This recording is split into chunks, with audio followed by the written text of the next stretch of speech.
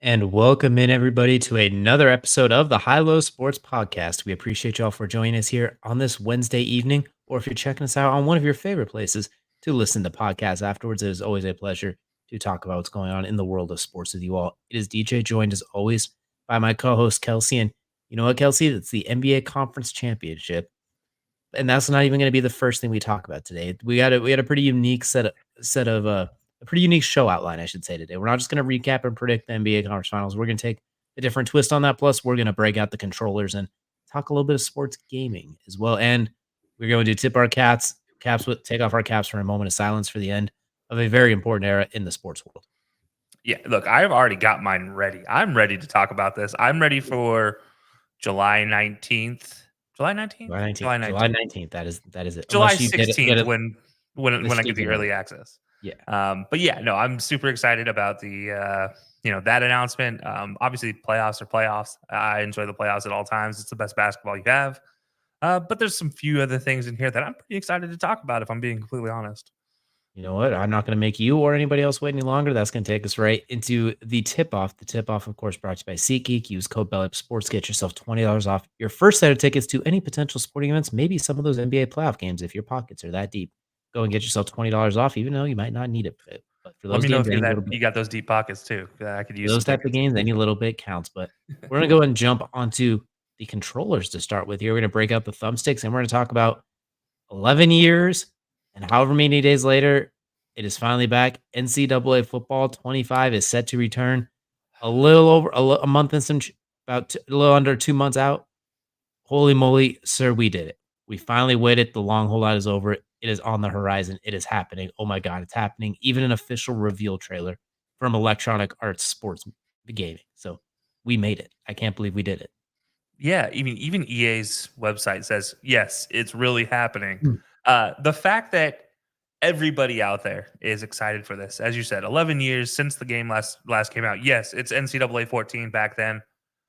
It was released in 2013. We all know how that numbering system worked. It was stupid. It was frustrating, but it is what it is. It was a lifetime. It was some of my best memories with my friends were sitting around the Xbox at the time because you couldn't play online early in those days and playing a dynasty with everybody from in my circle, and we just pick a different player. Everybody plays as a player on the team, and you just run the game. It's the most exciting thing I think I've been told in recent memory is returning, and I've actually yes. Caveat being, I hope they don't mess this up. But just gonna be positive for once, and I'm gonna say they're gonna do great. And I have not been more excited for a video game release in a very long time, if I'm being honest. Absolutely. You got the return of Dynasty mode, as you mentioned. You got the Road to Glory, the Heisman Trophy run. They also have their version of Ultimate Team coming back as well, which will include the chance to play with past players. From what I understand, it's going to have guys from LSU's Joe Burrow, Johnny Manziel, things like that. So there's a whole different set of elements to it. Past players, I'm ecstatic for it. It's as you mentioned too, NCAA 14, we need to take a moment of silence for NCAA 14 too. You now may rest, sir, and become one with the force and become the force ghost. You have served your purpose for a very long past what was expected. You have done more than what has been asked of you. Rest easy now, sweet prince. So we will take a quick moment of silence for NCAA 14. We appreciate it. Thank you, Silence, NCAA. applause. Well, the applause will come next, so we're going to skip the moment of silence. We're just going to go to the applause. But for NCAA 14, the game that's carried college football fans over this entire time, now gets a chance to rest. And as you mentioned, what I do like about the game is they have said it will be, while it's the same make as Madden, it's going to be differently paced and play differently. So I'm looking forward to see how they integrate that. It's going to have the same engine, obviously, because EA Sports, like it's, Yeah. but that doesn't have to be a bad thing. It could be a good thing. We'll see how they integrate it. So I'm in agreement with you. I'm beyond excited, but there is always that little thing in the back of my head, like, please don't stink. Please don't be a letdown. It's been 11 years, and if it does stink, make sure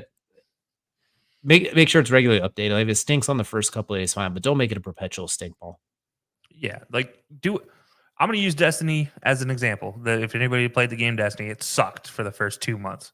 Go back to it now. It is a fantastic game. Fantastic play. I just hope it doesn't go that route. I mean, I'm still expecting the, 20 gig update week one that they always come out with. That's just so stupid and frustrating at the same time. but usually fix a lot of the issues. I mean, no, I think I'm excited. Way too excited for this. I think the only disappointing thing, and this one really I don't care about as much, but I know there are some diehard fans that love this mode. No more mascot mode supposedly in 25, which okay, I don't care. But there are a lot of fans out there that were not happy about this, and I'm just like, this must be what it feels like when I'm a franchise player in Madden and franchise doesn't get updated for 10 years. Like, I will say, like, I am with you. This mascot mode is a sacrifice I am willing to make to have the rest of the game come back tenfold. Speaking of that update too, there's going to be 11,000 players, I believe, is that what the current number of players that will be in the game, and they had 13,000 opt in, but they couldn't fit all of them for this first go around. So that's 11,000 different names for, by example, for Madden. You're not getting anywhere near that. You're getting less than 3,500, I believe, for example. yeah, So it's this is 55 players on 30 rosters, and of those 50, 32s. Yeah. yeah, 32 rosters. I mean, of those 55, you probably get a 49 person opt Then you in. throw in free agents randomly. Like it's going to be a point. There's going to be a ish load of names on this game. It's going to, so Yeah, I imagine that update's going to be huge. It's going to take up the entire Xbox Series S. It's going to be absolute doozy. I look forward to it. I can't wait. You know, you might even see, we might even have to play a few games here on there just for the people that watch on oh, YouTube. You might have to try that out. See if you could there will let be Kelsey know games. how bad he is on the sticks. Oh, hold on now. Hold up. When they'll be all in awe when I take D2, insert team here, and bring them into the SEC as a champion in 10 years. Just wait.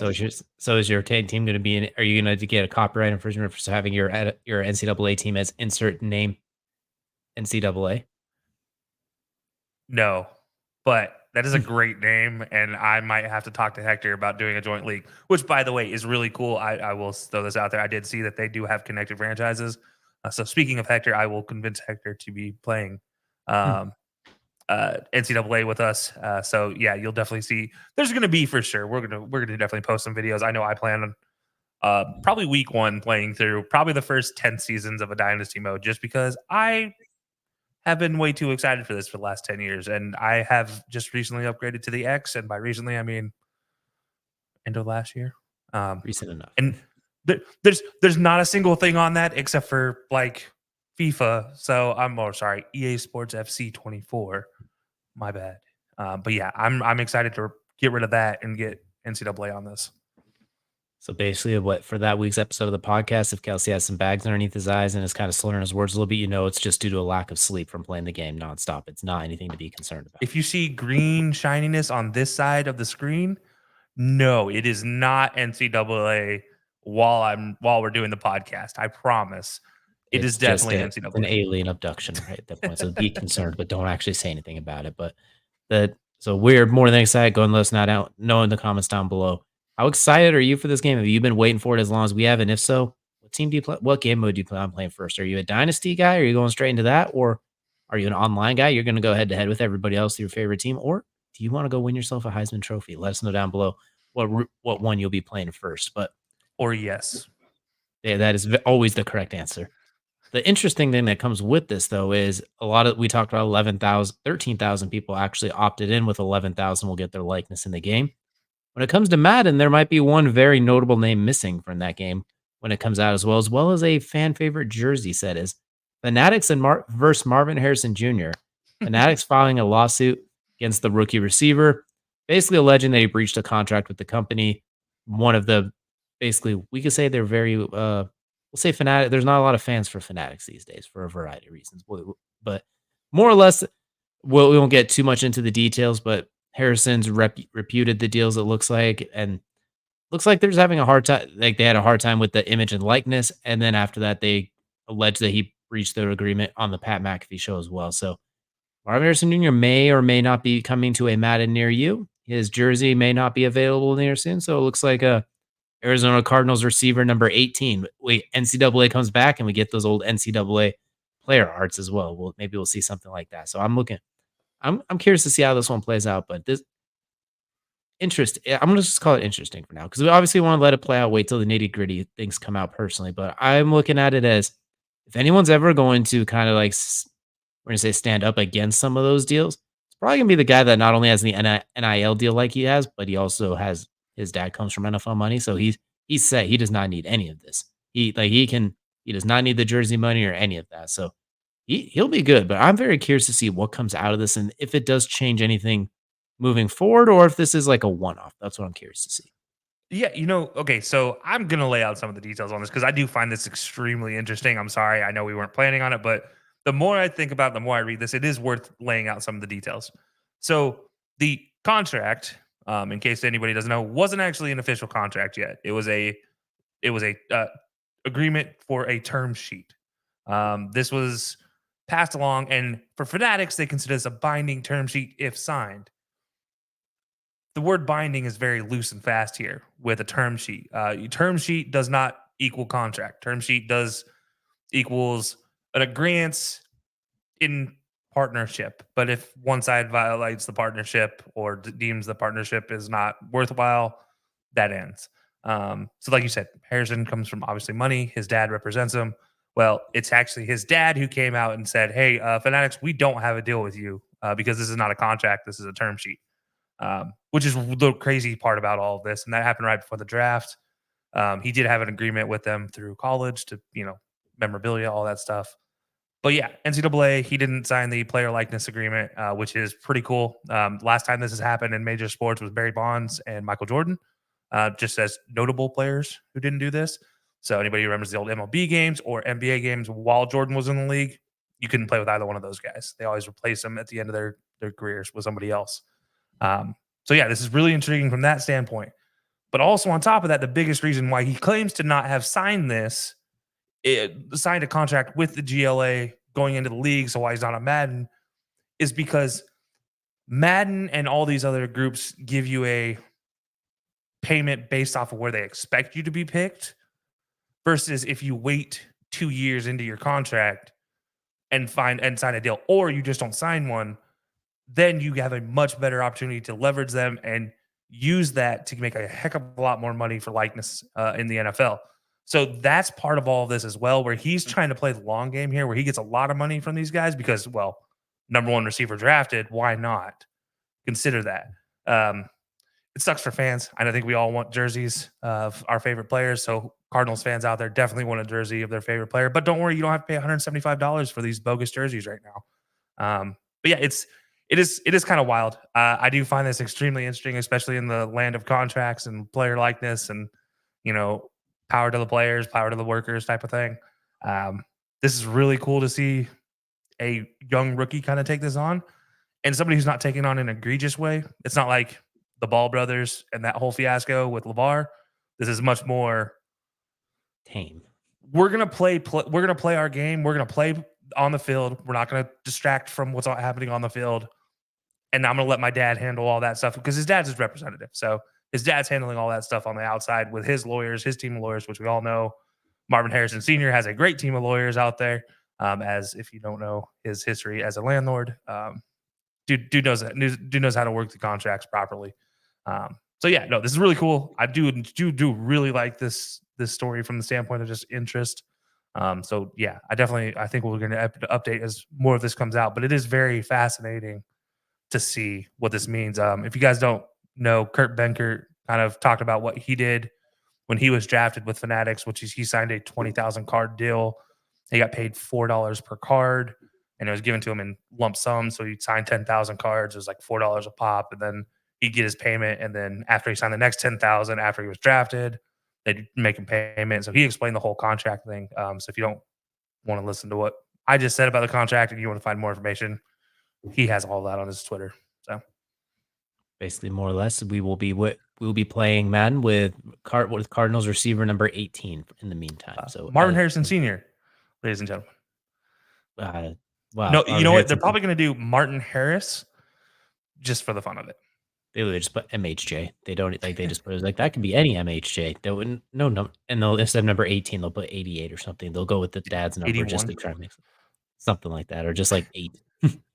They'll find. It is really cool though. I just think so. The weird thing is that's different between now versus obviously I mentioned Bonds and Jordan. The biggest difference here is if he signs this likeness deal during the season with the updates to Madden, he can be added into the game At any time, yeah. That's at any point in time. And then on top of that, if players put out a roster like we all love to do, we all love to create a community roster. If that community roster gets featured at any point in time on EA's website with him on it, he can sue for money back for likeness. So it's completely like, it's fine line. So if you guys are Madden players like we are, be careful with the community rosters you download. That definitely be careful with that one for sure. But that is definitely an interesting thing we'll be keeping an eye on as well too. And Marvin Harrison Jr. taking on the system, all that from a very quiet natured person, but with a very lot with potentially making a lot of noise here. So that's something that's going to And be fun. his whole time in the NFL doesn't work out, doesn't show up for interviews, doesn't sign his likeness deal. Part of me thinks he just doesn't care. The other part of me is like, congratulations, you are a trendsetter. And then the other part of me is looking at it is like, well, we'll see what happens on week one when he goes out and gets 112 yards and a touchdown in his first game. And then Oh, suddenly the Cardinals are a secret playoff team. yeah, as soon as he has a good game, there's going to be a signed fanatic still real quick and in a hurry, and he's going to make a whole lot of money. Has a 200-yard game with 3 touchdowns, sets a rookie receiving record. So it's like, so about that, it's going to Yeah. change real quickly. But we're going to definitely keep an eye on that one moving forward, and definitely looking forward to seeing MHJ step foot on the field for it in this upcoming year as well. But that's going to do it here for the tip off, and that's going to take us into Kelcey's second favorite part of every show. That is the main event. And for the main event, we are going to head back to the hardwood. Conference finals are underway. We got one game down and another game one starting right about now, honestly, right when we are recording this. So we got some 4 of the best teams remaining left. So instead of trying to go over, break down the game, we're going to actually look at the top 5 players left in the NBA playoffs right now. So there is roughly 15 players per team. So we're looking at 60 players left, give or take. Out of those, we're going to pick who we think are the top 5 encompassing their entire playoff run. So we're going to go back and forth. I'll go and start at number 5. I'm going to give Kyrie Irving a little bit of love. I'm going to put Kyrie Irving at number 5. He's been underratedly good defensively. The Mavericks' biggest thing, even when we did our predictions and after last year and the first half of this year, is defensively they felt like they were cones. Like they were, if they're going to win, it's going to be 140 to 120, which is what we talked about. The last half of the year, stalwarts, holding teams under 100, and Kyrie and Luka have both been part of that, as well as Daniel Gafford, PJ Washington, the other guys they brought in. Kyrie Irving's been, dare I say, he's been arguably the leader of the team. Obviously, you could say that Luka is the best player, the biggest difference maker, but Kyrie has played like the leader. He's distributed defensively, has a very cool and calm demeanor because he has been here and much further and much dire circumstances before. Looking at you, 3-1. So he's seen all this. He's very, and he can. We all know he can combust offensively at any moment. Like even if he's slow, like 2 for 10, 8 assists, a little slow.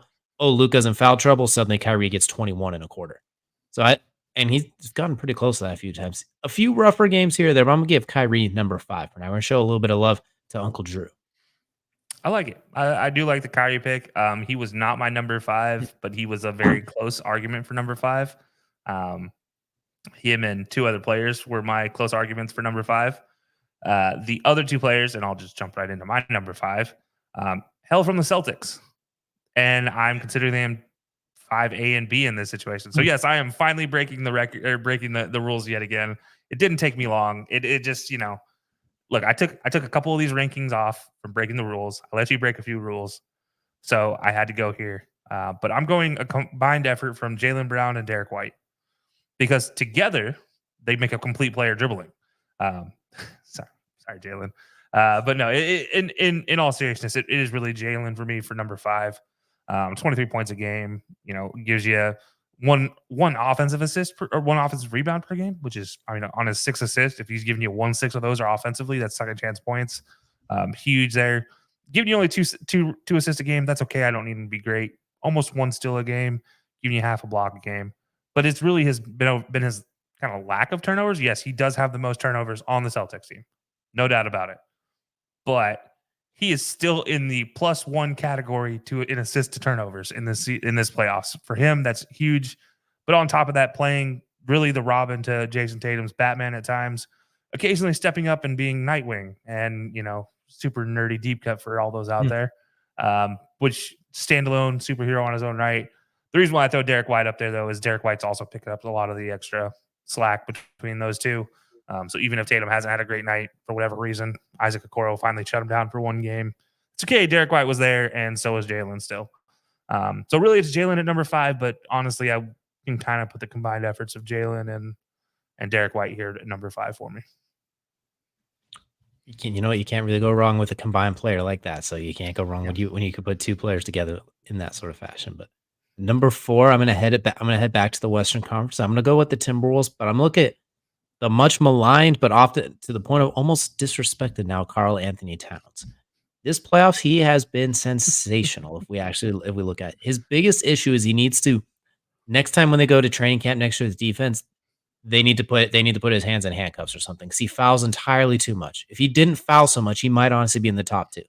But the problem is he fouls a lot. But we look at what he's done so far, about 19 points of just under 10 rebounds, about a block to a steal per game, 50% from the field, 42% from 3. And on top of that, what he's done defensively has been absolutely incredible. No one stops Nikola Jokic. No one stops him. No one shuts him down. Karl Anthony Towns might be the only center in the game that can actually guard him one-on-one. Obviously, Joker's going to get his, but when Karl Anthony was matched up on him, he was not getting backed down. Like, he wasn't getting bullied into the paint. Did you lose some reps? Obviously, it's Nikola freaking Jokic. He's a top 30 player all time. You don't beat Nikola Jokic, but he guarded him one-on-one when his teammate is the defensive player of the year, Rudy Gobert, who has absolutely nothing for Jokic when he had to guard him one-on-one. They had to. Gobert's a very good defense player. He's a help defender. He's a free safety. That's where he's absolutely ridiculous. He help defense and then blocks the lob to Aaron Gordon because he's so freaky. But when you put him one-on-one with Joker, well, it was kind of a joke. Karl, on the other hand, they matched up one-on-one on the block. He did as good as anyone. If he didn't foul so much and if he didn't have such a bad reputation, as far like Jimmy Butler calling him soft and things like that, and if he would just get on the block more often, which I know is harder now because Anthony Edwards is driving to the paint and Rudy Gobert is standing in the way. So I know he can't do it as much now. But if he could have spent more time on the block, I think he'd be a 25 and 13 guy who's not quite Joker, Joel Embiid. I think he'd be well in that conversation for the third best center. I mean, and he also, I know he wants to say he's the best 3-point shooting big man of all time. That's great, but I don't need you to prove it so much. I wish we could get him on the block cooking more, like we saw in spurts during this run. When they needed it, when Ant Edwards had his up and downs, when in some of those games that looked like they're getting away, especially that game 7, Cat kept them in it. Like, so there will be no more Cat slander on this network or any other networks. Well, I'm saying the network of HighLowSports. Just that. I know you won't be able to contain yourself as soon as he has a bad game.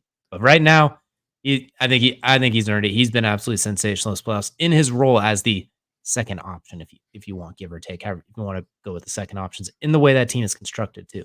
They don't really call plays for him like other teams do necessarily. No, and I think that's when he plays his best. That's what he played his best at in Kentucky. Calipari never called plays, technically. He calls schemes and says, all right, wherever the open shot is, take it. Well, that was when Cat was at his best offensively ever. And this might be his second best and his best professional season of his career. And yes, I have been the biggest Cat hater, I think, in the entire Belly Up Sports Network. I think I qualify as the biggest Cat hater out here, and not like the animal cats. I love cats. I grew up with them. This cat, Karl Anthony Towns. And it's not because I don't think he's good. It's because I think he is so damn good when he's on the block that he needs to stay down there. As he proved against Jokic, he can be absolutely dominant down there. It's just a matter of, hey, go put your butt down there on the block. And hopefully, they can figure out to not put Rudy Gobert on the court. With Rudy Gobert on the court, guess what almost happened? They almost lost the series. That's all I'm saying. Ridiculous. Anyways. What's funny is we joked about them having 3 big men with those 2 and Naz Reid. It's like, what are you thinking? Well, it kind of makes sense now because one of them's bound to foul out, whether it's Karl or Gobert, and Naz Reid has enough offensive game to where if Gobert's not helping you defensively, you could swap him in. So they literally it's a pitching staff with their centers at this point, with their front line. They just pick the hot hand and toss him in there. It's all good. By the way, you know who's not on my list at all? Rudy Gobert. Anyways, also Karl's not on my list, but he has had a good playoffs. That entire Wolves team has had a great playoffs. So, I mean, and we'll talk a little bit more about who's on that list a little later. But my number 4, We're number 4. Not make it past that yet. So this one's a pacer. But I am just kind of keeping it as a pacer. You might wonder why. It's because I'm torn between Pascal Siakam and Tyrese Haliburton. And the biggest reason why is Siakam's been leading the offensive game and the rebounds, but we all know what Tyrese Haliburton does with the ball in his hands. Probably one of the deadliest passers currently in the game, and at least young passers in the game for sure. So he does. I'm gonna go Tyrese here at 4 just because he controls the game well for the Pacers. When the Pacers are doing well, it's him giving 10 assists. No slight to TJ McConnell. TJ McConnell is great with his 5 assists a game. But I think at the end of the day, Siakam doesn't average 21 plus without Tyrese Haliburton. Siakam's an 18, 17 type of guy. You don't have Miles Turner averaging almost 15, 16 points a game, 17 points a game actually, without Tyrese Haliburton opening those lanes up and opening that 3-point corner shot that Miles Turner has really kind of marketed. Think of another guy that needs to play down low occasionally. But yeah, I'm gonna go Tyrese Haliburton here at number 4, just because it's not just his offensive game. Defensively, he has been very good. Does have a few too many turnovers for my liking, though. Overall, I think he averages like 4 turnovers a game, but it's very Steve Nash-esque in his turnovers. They're bad passes or passes where he sees something and his teammate just stands still or moves too fast. They're not like game-ending passes in this one. So yeah, I'm going Tyrese here at number 4, just because why not? This is a Tyrese Haliburton stan account. This is the opposite of the Karl Anthony Towns conundrum we had last time, and it goes right back to the day he was drafted when I said on our podcast that the Kings got an absolute steal with him getting him at number 12. I wish he was still a King. So there will be no negative slander here. My only I guess he concern is with still a King, just with the Pacers now. Yeah, he's a Pacers king, not a Sacramento king. Midwest King. My only concern is I had a couple too many of those games where he had like 6 points on 6 shots for this playoff run. He's picked it up recently, and if we did this list next week, depending on how the next few games go, might fly up there for me too. But this is a Tyrese Haliburton stand account, so there will be no slander. And if he's you already talked about his passing, if he's a touch more aggressive offensively to where he opens up those passes a little bit more, I think that's when the series gets really interesting because the Pacers already show that when they can get a team to run with them, like what they forced Boston to do in game 1, they have a chance with just about anybody. It's when it gets methodical and slow and grindy is when they could be in a little bit of trouble. But when they're running and gunning, they're as good as it gets in the NBA. And Tyrese is the big reason for that. And he looks healthier again finally. So I'm hoping that's gonna be what takes off for them. Since I want that to be a great series, but I like only took half a season for him to get healthy. Yeah, that was a wonderful first month and a half though before the injuries kicked in. Up until the All-Star break. All right, 2 months, whatever. Either way, that's gonna take us down to number 3 for me. And I'm gonna go to the Eastern Conference, my first Eastern Conference player. I'm gonna go with Jason Tatum by a small amount, though. Like I know it's a small amount, but I have him at 3. It's because of when he has been able to go, for lack of better terms, nuclear. He has shown the ability to do that. It was such a I don't want to say he had a bad round 1. He just had a lazy round 1. And in that, he didn't have to try very hard. They cooked a team without Miami that had no chance. They ran them off the floor. It was a boat race, and Derek White was shooting 60% from 3. It was like, you know what? I want to see with this guy. I want to keep seeing him shoot. So Tatum's efficiency was a little wobbly. He's still giving you like 9 rebounds a game or something like that, which is absolutely incredible. 10.5, excuse me. So 5 assists a game too. I think he's had like 25, 10, and 5 in like the last 4 or 5 games or something ridiculous. So while his efficiency's wavered, and he's had a lot of those games where it's like, Jason, why aren't you scoring the ball? And he's had some rough quarters. That fourth quarter of game 1 was kind of miserable. He was 2 of 7, a couple of turnovers. And then suddenly in overtime, he gives you 8 points to ice it. So I'm going to put Jason Tatum here at 3. He has been he's been the roller coaster ride that I just talked about. He's in love with Tyrese Haliburton, but I think the peaks have been a little bit higher, and they haven't been in situations where it's like, oh, you've cost those games. They've lost 2 games out of the 4, 10, 11 they've played. And he's won a handful of them himself. And he's affected the game in all areas and defensively too. We know how good he can be defensively with those long, lengthy arms and broad shoulders. Like he's a menace defensively when he's locked in, which he has been. So I'll put Tatum at 3, who could very easily climb or very easily drop if we did this next week. Yeah, I mean, I think that's absolutely where I'm going for number 3. I don't have to say much more. You kind of said it. 25.4 points a game, by the way. So even with a lazy first round, still giving you 25, almost 25 and a half.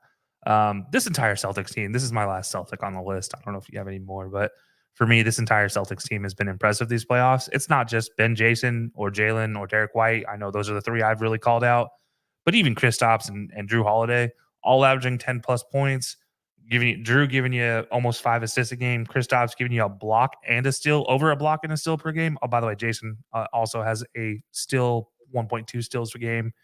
Drew giving you a steal per game as well. So yeah, this team has been incredible offensively and defensively. Yes, say what you will about the first round against the Heat. Who cares? It's the playoffs. Everybody plays hard in the playoffs. Say what you will against the Cavaliers. Nobody could really match up with them, but that doesn't matter because you still have to win the games. And as they showed, it's not the easiest to win every single night out. It's not in the Eastern Conference.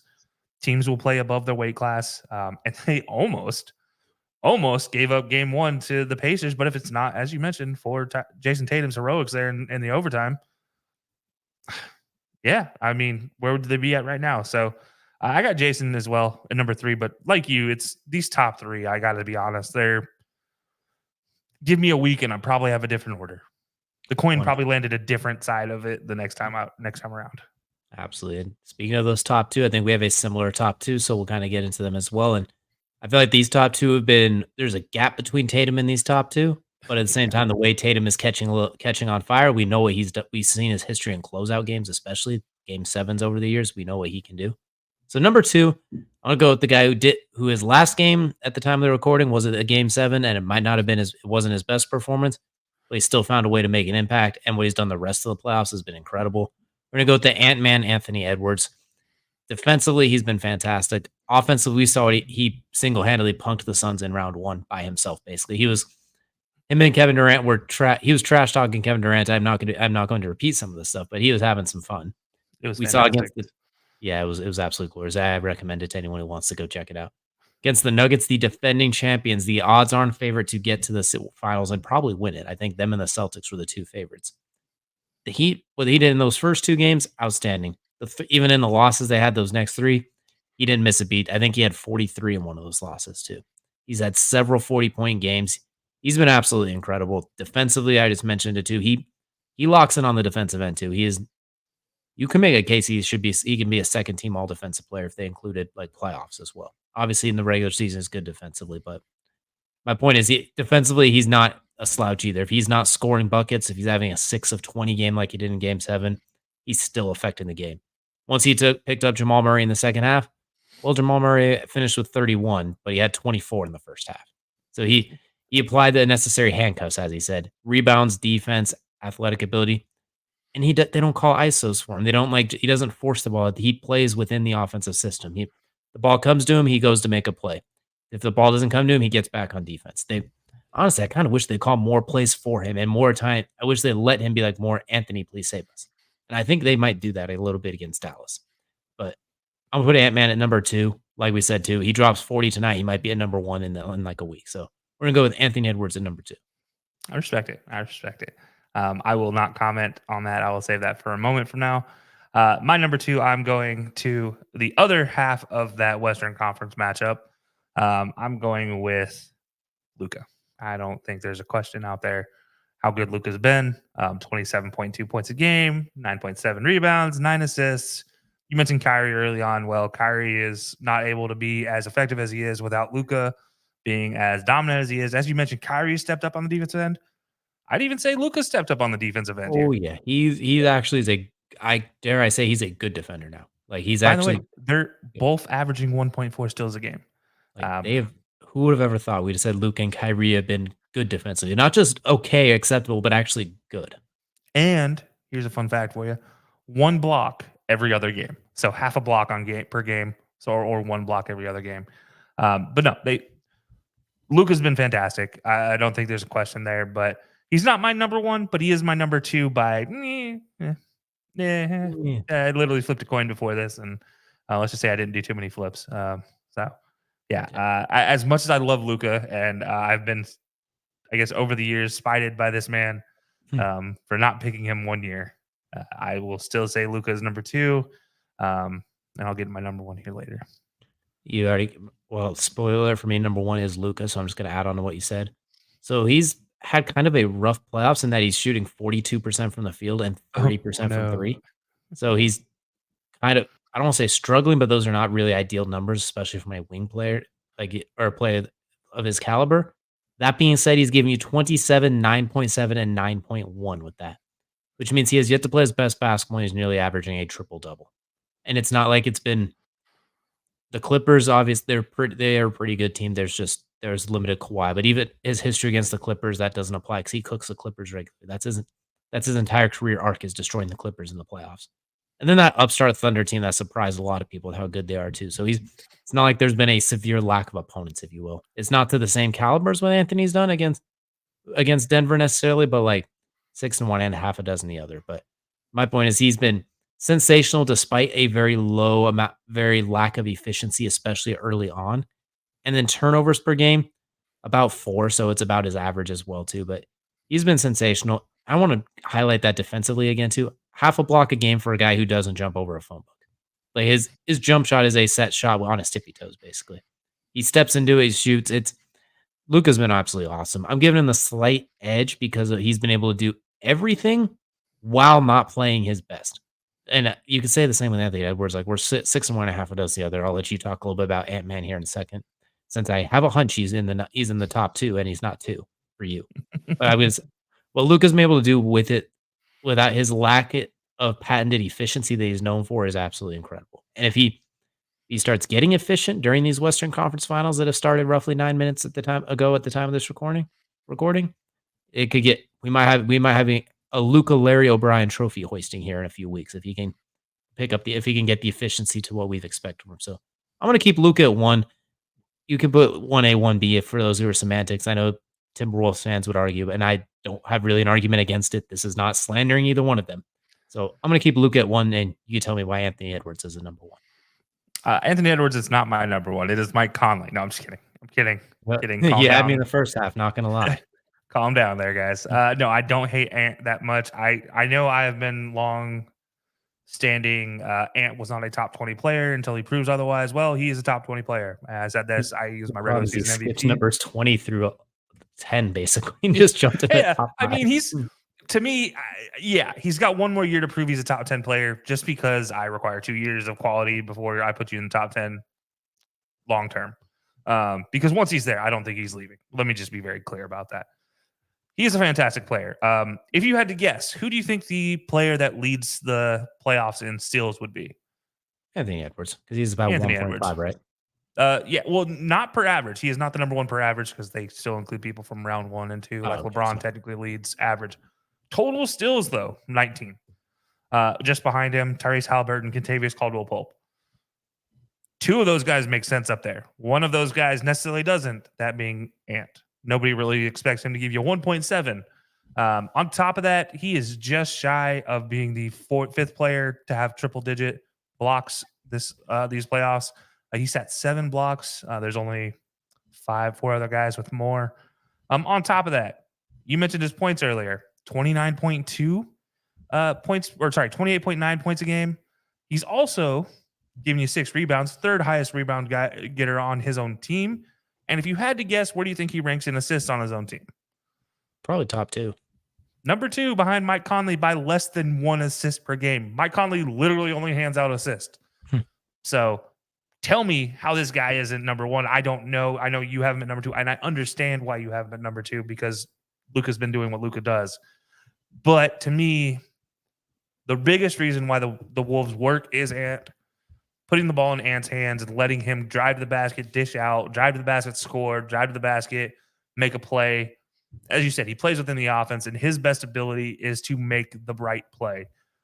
To the point where LeBron once was, and I'd even say LeBron still can be when he wants to, but when LeBron was really leading the Heat to 2010, 2011 era, this is what he was doing. He was attacking the basket, making plays.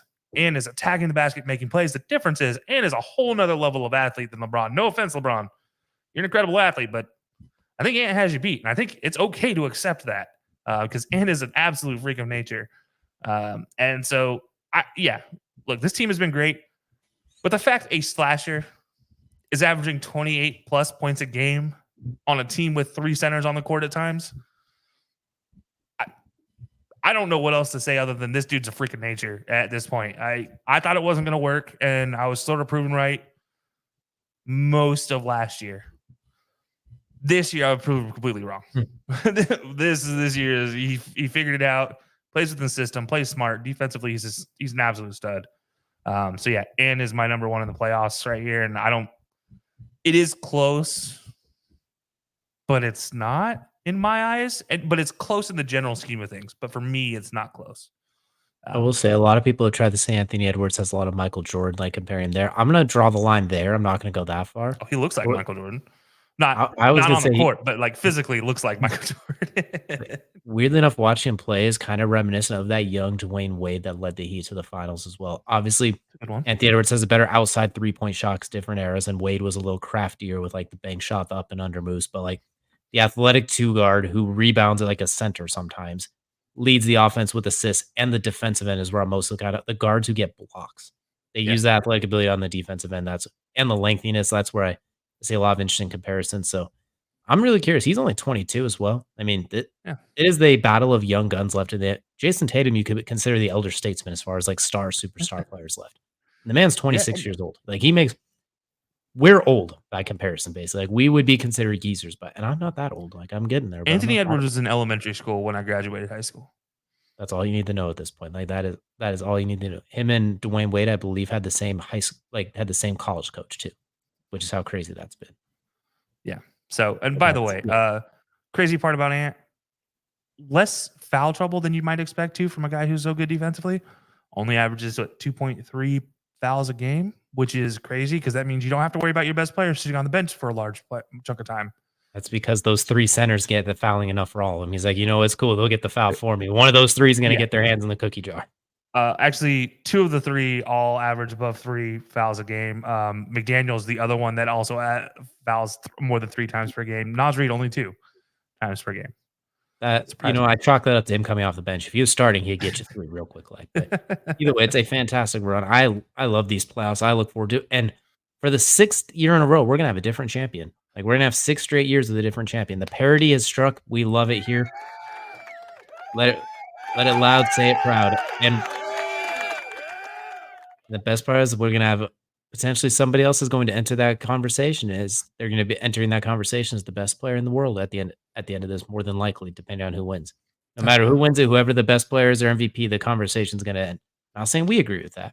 I'm saying that conversation is gonna be had. So very interesting to see who makes that step in, what they do to potentially get there, what their playoff run looks like. If someone averages 40 in the finals and cooks, we'll see. We'll have to wait and see. The only way I'll ever think Rudy Gobert is the number 1 player in the world is if he averages 60 with 20 blocks and 20 rebounds every game. There's no other way. All right, let me rephrase the clarity of that. I'm talking about of our top 3, where we had the same top 3, like the team, like the heads of the team. Arguably, you can even say top 4 with Tyrese. I'm just thinking Andre Iguodala MVP case is going to be like Rudy Gobert winning MVP for championship. Yeah, I'll make it clear. I'm talking about one of the best player on the team, the top 4 guys is what I mean. We'll make it clear about that. I'm talking about going on one of those epic runs. So, just please, whoever it is, don't claim that another one of your teammates made you the GOAT when they hit a shot. That's all I ask. That's a pretty good way to round out this here main event, and that's going to now take us into Kelcey's favorite part of every show, and that is, of course, Crunch Time. Crunch Time brought to you by our good friends over at Outlier. Go to outlier.bet /HighLowSports and get yourself a free 7-day trial to bet smarter and not harder with odds, trends, and everything you need to know to maybe win a few dollars in the world of sports betting. And we have a somber time here in Crunch Time. It is the end of an era, unfortunately.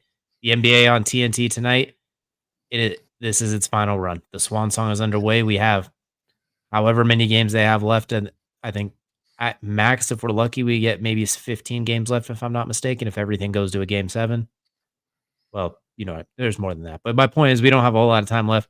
Ernie, Shaq, Kenny, and Charles, the Emmy award-winning sports broadcasting duo, looks like that will be coming to an end. And before I let Kelcey get into it, I'm going to start by saying there's an open invitation. If anybody would like to join our cast after this one, we will do this show every single night. We will do an NBA show with you all any single night.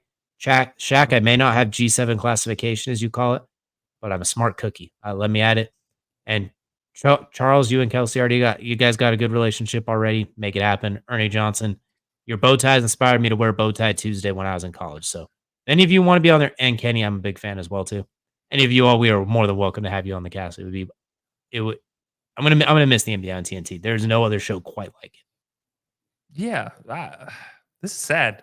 I know we were starting out the show super excited. NCAA's back. Well, this is the opposite end of that. Our This is the generation of sacrifice we had to make for NCAA. yeah, and I'll go on a limb and I'll say this has been the best basketball coverage I think we've ever gotten, and I'd say in general probably the most likable sports show we've had in our generation. Definitely I don't longevity think wise it's to go with it too. yeah, like it's way up there on the list. Like I mean, it's top 3 at the minimum. And it's not 3. Yeah, and it's definitely not 3. No, this is wild. ESPN bought the rights, or is the claim I think right it's now. NBC. Is it NBC? So yeah, there's I been think it's ESPN and NBC. NBC between the two of them. But it's Disney, Amazon, and NBC are bought the rights. So they split the rights down the middle, A basically. miserable conglomeration. Yeah, all 3 are just awful. It's gonna make $2.6 billion a year. Poor TNT couldn't keep up with that. But if I'm gonna be honest, I'll be honest. Yeah, we'll give you 5 minutes on the show if you only want to give us 5 minutes. We'll give you an hour and 50 minutes if you want to give us an hour and 50 minutes. I don't care. Shaq, Chuck, Kenny, we'll just get your knees checked out first, Kenny. Ernie is happy to come on for however long you want to come on for. I will be happy to see any one of them on our show for any point in time. That would be amazing. No, these guys are they're going to go down in the annals of history for some of the best broadcasters, best coverage guys, best personalities. Insert term here that they've used over the years to discuss what these guys are. Yes. All I could think about is Shaq. Yeah, all I could think about is Charles and the San Antonio Women. He completely changed the entire identity of a group of people in a single city. Here's the crazy thing. They might still be kept around for when it comes to like March Madness coverage. They might still keep Kenny, Shaq. Well, maybe not Shaq again this year, but Chuck, Ernie, they might still come back for it, which is great because I did enjoy seeing, obviously those 3 talk about basketball along with whatever guests they brought in. But I will miss Shaq and Chuck's banter. I'll miss racing Kenny to the big screen. I remember what Kenny pushed Shaq into the Christmas tree. One of still the best things ever. Watching some of these guys just absolutely live their life out there. It seems like most people would be boring covering basketball late at night in some cases from Atlanta. They're working until midnight in some cases, and they still kept an absolutely lively atmosphere, made it entertaining and educational in a lot of ways, and did it in a fun way, which is something that you don't often see. And it's something that I think we don't necessarily like to say we emulate ourselves after anything, but we definitely took some bits and pieces from what is NBA on TNT and the way we like to talk about sports. There's definitely a little bit of inspiration in there, that's for sure. So definitely love everything they do, and it's going to be sad when they're finally off air. Absolutely. Well, we that being said, we hopefully look forward to seeing the group at least a couple more times. Not going to want to miss those at all, but I want to say thank you all so much for joining us here this Wednesday evening, or if you're checking us out on one of your favorite places to listen to podcasts later in the week. It is always a pleasure. Once again, if you do happen to run into Ernie, Chuck, Shaq, or Charles, let them know. Let them know that Charles bought Kelcey a drink once many moons ago in the wonderful lands of Auburn. Hey, And I'll go back to Sky Bar and meet up with them again. exactly. There's plenty of be sure to let them know. Send them our way. But we appreciate y'all for joining us, and we will see you all again next week.